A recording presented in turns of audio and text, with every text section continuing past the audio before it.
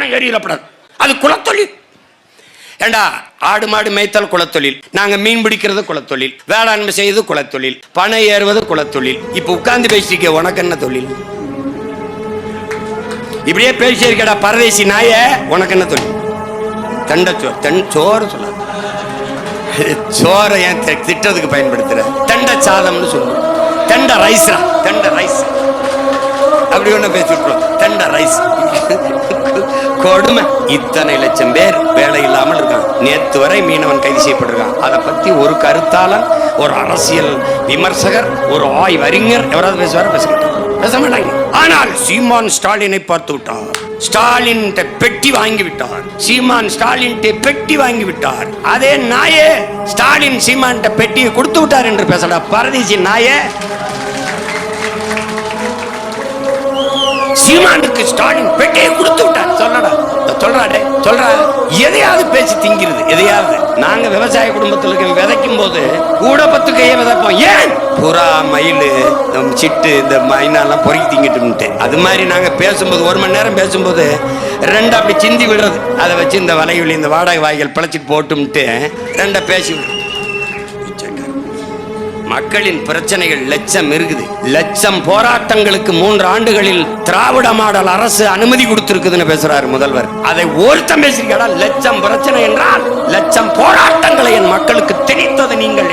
கல்லை மதுவென்று தடை செய்ய சொல்லி போராடுகிற பெருமக்களே, உங்களுக்கு ஒரே ஒரு கோரிக்கை தான். நீங்கள் டாஸ்மார்க் கடையை மூடுகிறவன் எவனோ அவனோட கூட்டணி என்று உறுதியாக நில்லுங்கள். நாங்கள் கல்லிறக்கிற போராட்டத்தை நிறுத்திடுறோம்.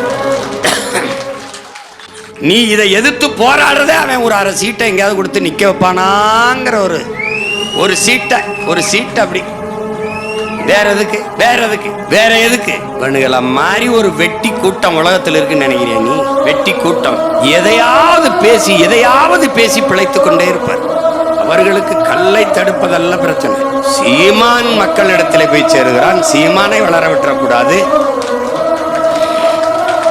வளமான மண் எப்படா உருவாகும்? இலை தலை கழிவுகள், ஆடு மாடுகளின் கழிவுகள் இல்லாத எவ்வளா பூமி வளமான மண்ணா மாறும்? பல கோடிக்கணக்கான நுண்ணுயிர்கள் எப்படி உருவாகும்? அந்த நுண்ணுயிர்களின் திரட்சி தான், கூட்டுதான் மண்ணின் வளம் என்பதை அறியாதவன்கிட்ட போய் பேசி என்னடா பைத்தியக்காரன். பெற்ற தாயே பிள்ளைகளை எங்கேயாவது தூக்கி போட்டு போயிடாடா. அந்த பிள்ளையை என் பிள்ளைன்னு பால் ஊத்துற தாய் என்னுடைய பசுடா பைத்தியக்காரன். உனக்கு உயிர் பால் ஊட்டியவன் உன் தாய், உனக்கு இறுதி பால் ஊட்டி பயணம் அனுப்புவல் பசுடா பைத்தியக்காரன் நாயே. அவள் என் தாயடா. நான் போராடுறது எதுக்கு? அவன் மேயடா, அவன் மேய விடுறா பைத்தியக்கார பையல. நீ இப்படியே பேசிக்கிட்டே இரு, நான் வந்து உட்கார்ந்துருவேன். அப்புறம் நீ என்ன பண்ணுவ? முன்னாடி உட்காந்து கை தட்டிட்டு இருப்பேன். நாய முன்னாடி உட்காந்து கை தட்டிட்டு இருப்பேன். பைத்தியக்காரன். இவங்க பகுத்தறிவிலேயே தீய வச்சு கொளுத்த கரும. கல்லு இறக்கிட்டாங்க. கல்லு இது எப்படியா? அதுல கம்யூனிஸ்ட் ஐயா கூட சொன்னாங்க. நம்ம பெரிதும் மதிக்கிறோம் ஐயா சண்முகம் அவர்கள்லாம். ஏதோ அவங்களுக்கு நம்மளை கண்ட ஒரு சங்கடமா இருக்கு. கல்லை உணவுங்கிறார்கள், அவர் பிள்ளைக்கு கொடுப்பாரா அப்படின்னு. பிரியாணி எனக்கு பிடிக்குது, நல்ல உணவுன்னு தான் சாப்பிடுறேன். அதுக்காக என் பிள்ளை சின்ன பையன் 2 வயசு பையலுக்கு பிரியாணி ஊட்டிட முடியுமா? அந்தந்த வயதுல எது மருந்து? கல்லு உணவு, அது மருந்துன்னு சொல்லுது. இந்த பாரு, தள்ளுபா இந்த பாரா பதார்த்த குண சிந்தாமணி என்கிற பழைய மருத்துவ நூல். அதுல தேரையர் எனும் சித்தரால் இயற்றப்பட்டது. இதில் உண்ணும் பொருட்கள் பற்றிய மருத்துவ குணங்கள் முழுமையாக விவரிக்கிறது. அவற்றில் பனையின் கல்லில் மருத்துவ பயன்கள், 7 தாதுக்களான சுரபிகள், குருதி, தசை, கொழும்பு, எலும்பு, கொழுப்பு, எலும்பு மச்சை, சுக்கிலம் ஆகியவற்றை பனையின் கல் உறுதியடை செய்கிறது.